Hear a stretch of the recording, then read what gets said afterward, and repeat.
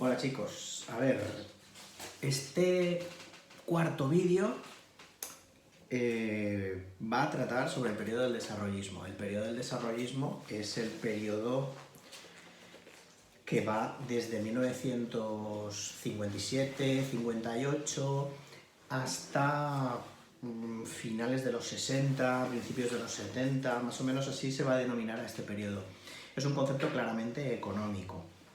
Este nuevo tema de la dictadura es un tema que nos va a explicar el boom económico de los años 60 y los últimos 5 años del régimen con Franco enfermo y con el régimen ya caduco, un régimen que está agonizando y agoniza junto con el dictador en el año 75 y ahí muere, ¿no? Hoy este vídeo va a tratar sobre todo las cuestiones económicas fundamentales de los años 60. Para empezar, venimos de una etapa caracterizada por la autarquía, ya lo sabéis, lo vimos en los periodos anteriores, de 1939 hasta principios de los años 50 es el periodo de la autarquía. He hecho aquí un esquema, que lo tengáis en cuenta, ¿vale?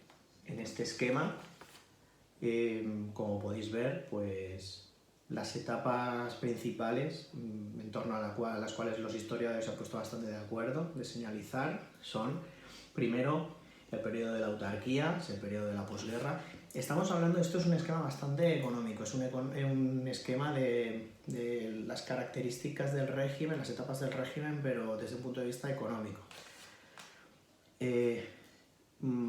Luego hay una fase dentro del periodo de la autarquía que es de apertura económica a raíz de la incorporación de España a los organismos internacionales a partir de los tratados de Madrid de 1953 con Estados Unidos, la incorporación a Naciones Unidas en el 55, todo ese periodo, todo eso obliga al régimen a una apertura económica y esa apertura económica cuajará a partir del año 57-58 con la creación, con la elaboración del plan de estabilización.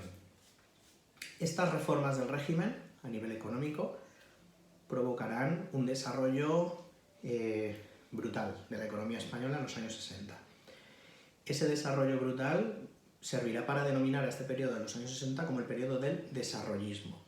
Esto también tiene unos componentes geográficos muy importantes. Podemos conectar esta asignatura con el desarrollismo económico de los años 60 junto con lo que se trata desde la geografía, de pasar de un país prácticamente con niveles de subdesarrollo a niveles de país en vías de desarrollo y finalmente a partir de los 70 y 80 hablar ya de país en desarrollo total.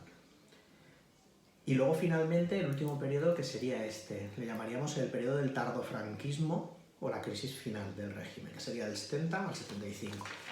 ¿Cuáles son las claves de este periodo?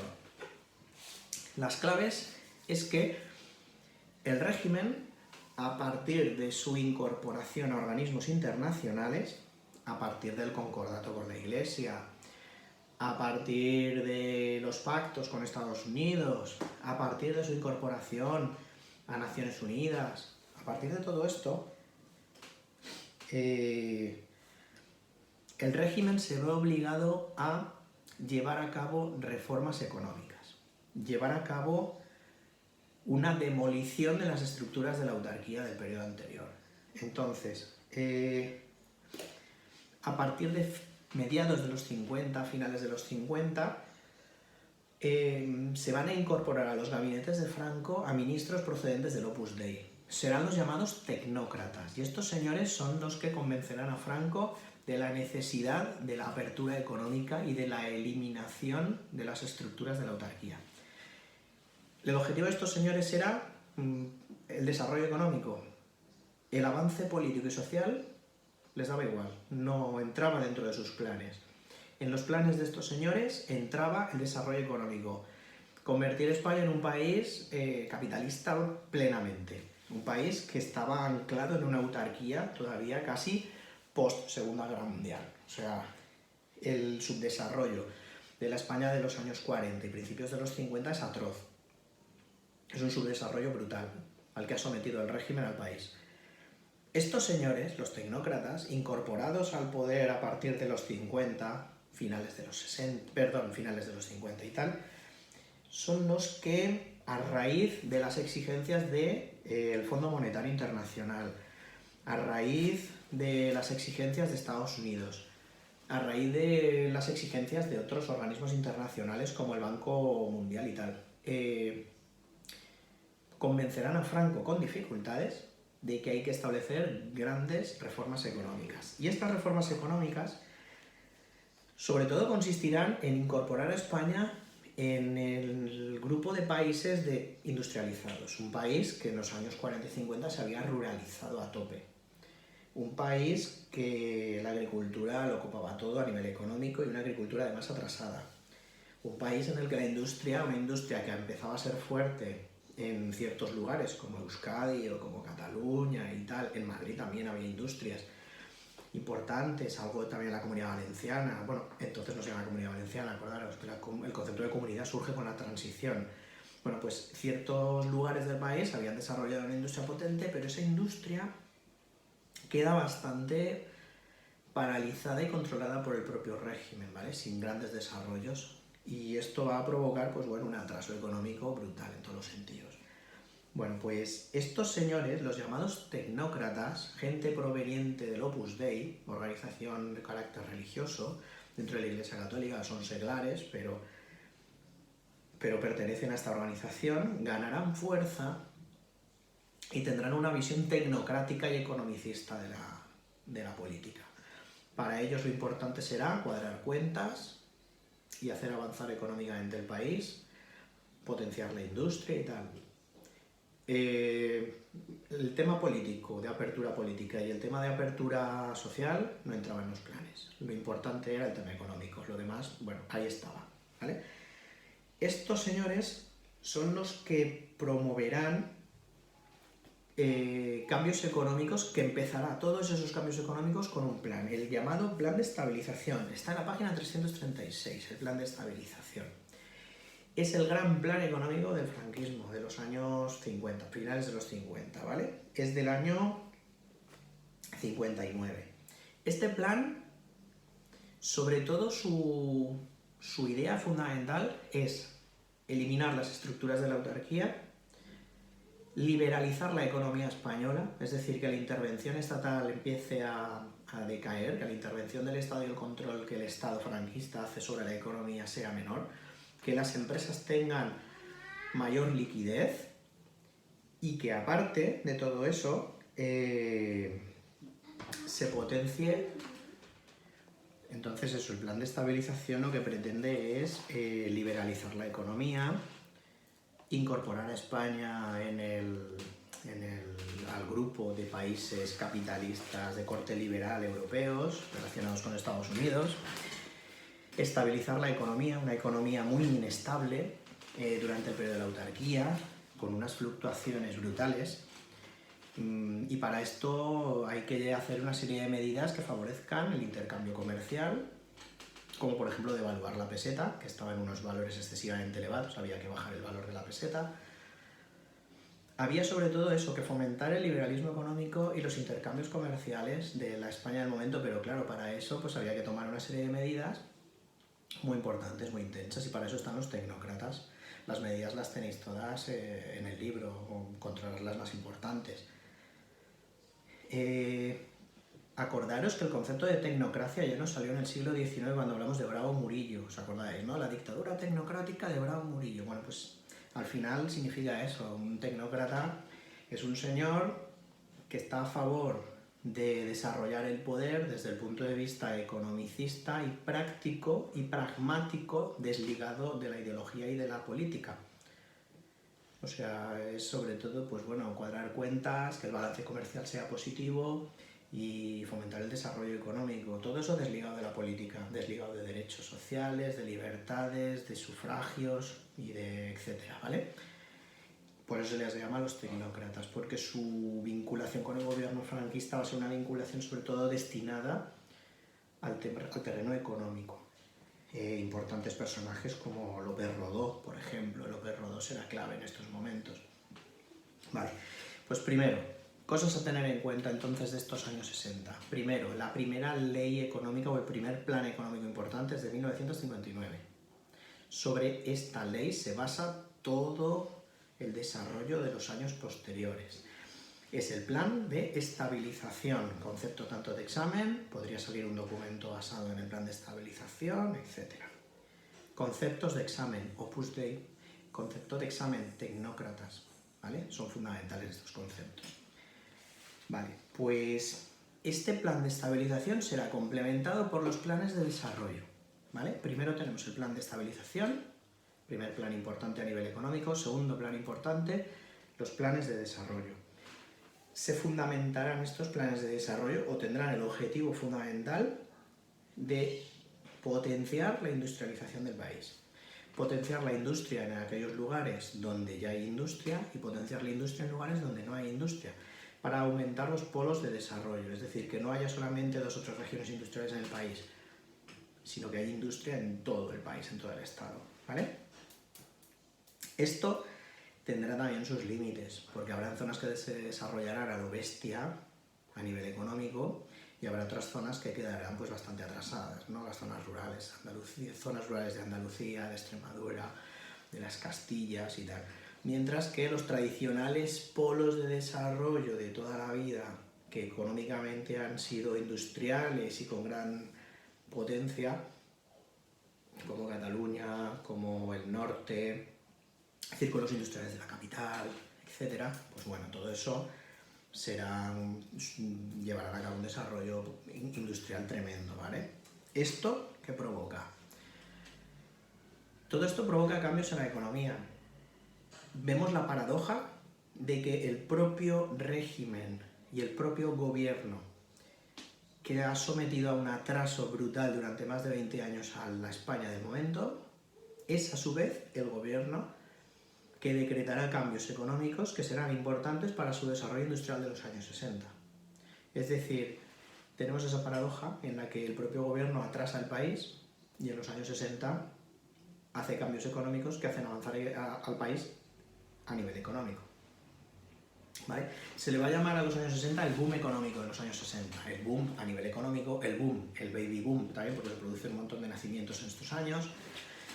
Las medidas sanitarias higiénicas de los años 60 son mejores y eso provoca que los niños pues ya no se mueran tanto como se morían en los años 40 y 50, y en los años 60 resulta que hay un baby boom porque ya los niños ya son más resistentes a enfermedades, a los partos, etc. Entonces en los años 60 al boom económico hay que sumarle el boom poblacional, ¿vale? El aumento de la población de los años 60.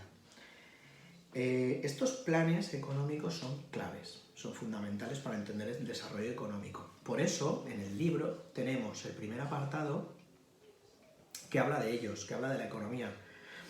Normalmente la economía siempre en los temas de historia se queda como en un segundo plano, ¿vale? Se queda pues como en el tercer, cuarto apartado, aparece el tema económico. Siempre empezamos con temas políticos y sociales y luego la economía. En este tema empezamos con la economía, porque la economía es clave para entender lo que ocurre después. Me explico. El desarrollo económico de los años 60 ha sido potenciado por el régimen, pero el régimen no pretende cambios políticos ni sociales. El régimen a nivel político y social está estancado.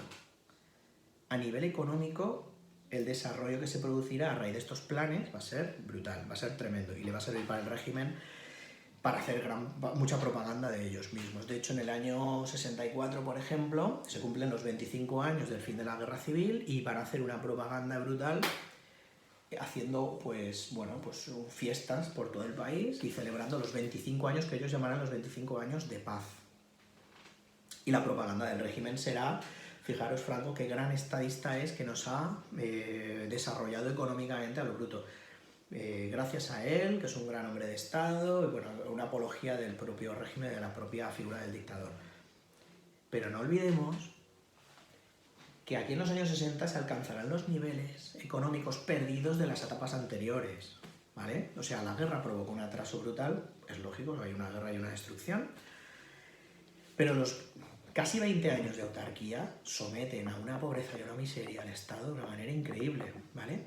Así que, vuelvo a repetir, aquí existe la paradoja según la cual este mismo gobierno que ha provocado un atraso de más de 20 años, en los años 60, estas medidas económicas provocarán un aumento económico y un desarrollo económico brutal, que pondrá a España en los años 70 creo que era en el puesto número 12 en los países industriales, ¿vale? O sea que el desarrollo industrial es tremendo.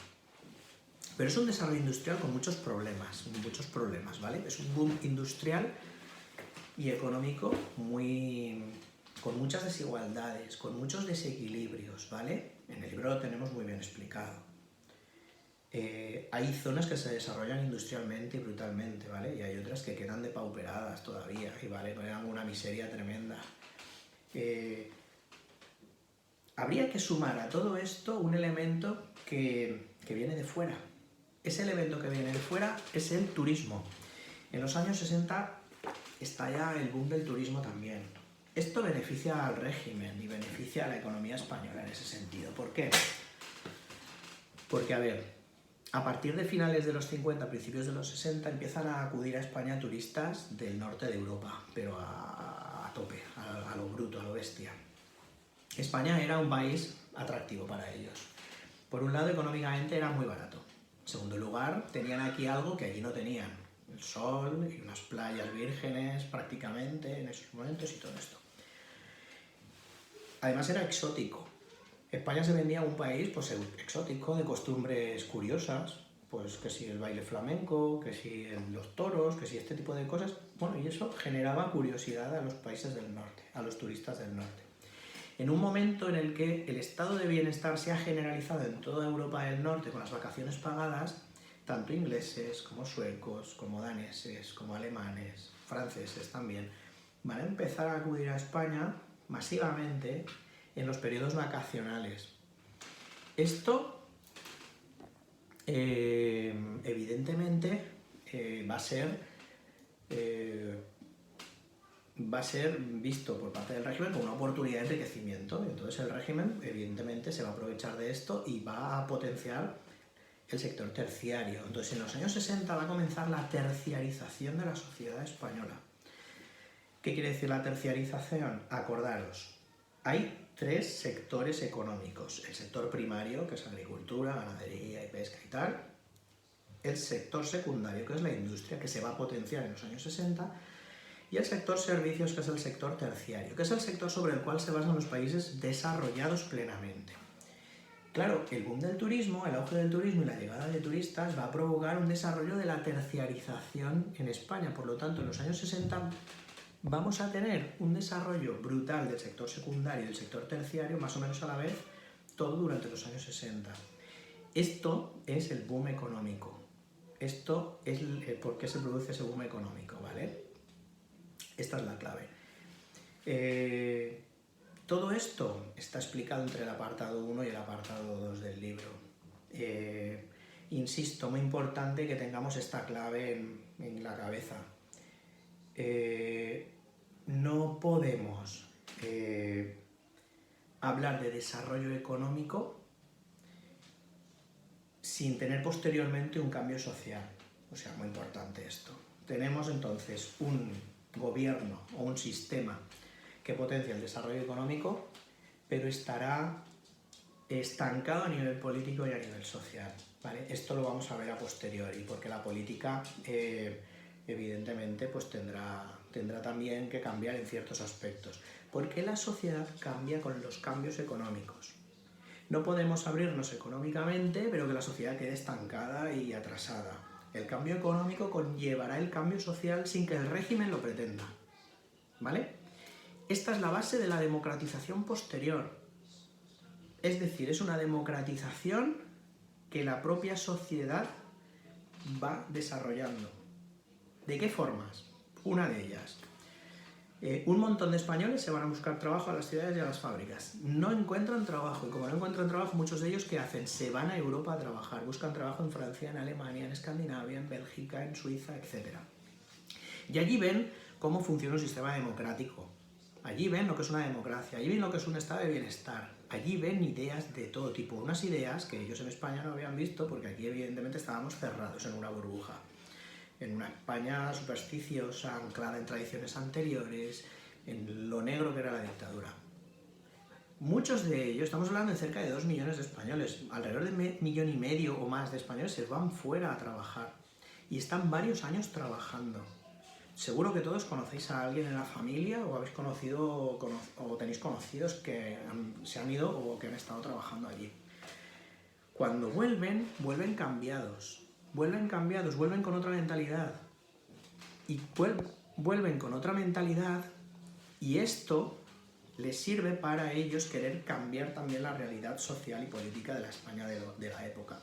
Muchos volverán con otras ideas.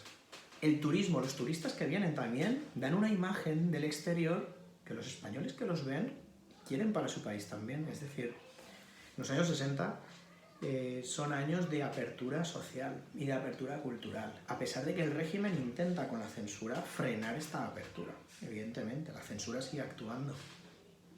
Entonces, son años de cambios brutales, son años de mucho desarrollo económico, con problemáticas y desequilibrios, pero desarrollo, y de desarrollo social no potenciado por el régimen, sino es la propia sociedad la que se transforma a través de todos estos cambios. Vuelvo a insistir, el régimen pretendía un cambio económico, no social ni político. El cambio social y político vino a rebufo de esos cambios económicos que el régimen nunca pretendió. Esta es la clave.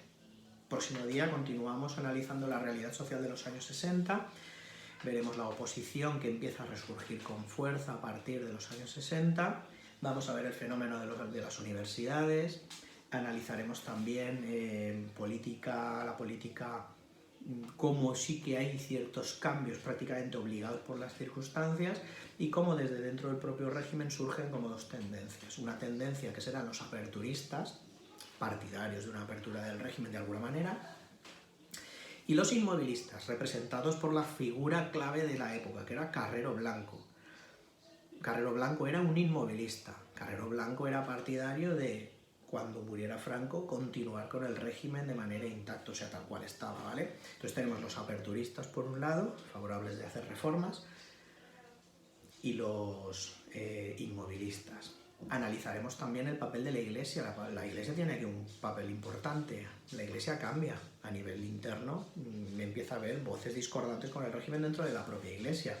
Serán personificadas en los años 70 por el cardenal Tarancón, por ejemplo.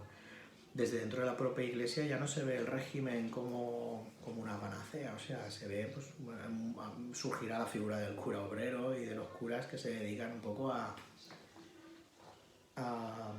difundir unas ideas de libertad y tal. O sea que, de todas maneras, habrán dos tendencias dentro de la Iglesia, como siempre hay tendencias en todas las organizaciones e instituciones.